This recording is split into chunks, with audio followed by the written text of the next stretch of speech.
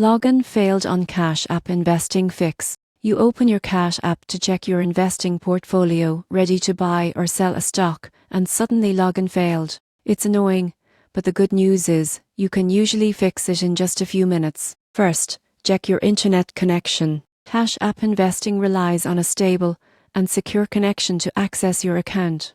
If you're on public Wi-Fi, switch to your mobile network or home Wi-Fi. Even short connection drops can interrupt the login process. Next, update the app.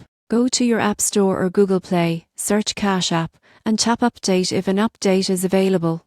App updates often include fixes for login errors or security changes that block outdated versions. Then, re-enter your login details manually. Don't depend on saved credentials or autofill, as these can store old or incorrect passwords. If you've recently changed your password, make sure you're entering the most recent one. If you're using Face It or fingerprint login, turn it off temporarily and try signing in manually. Once you're in, you can re-enable biometrics. This refreshes your authentication data and often solves the issue.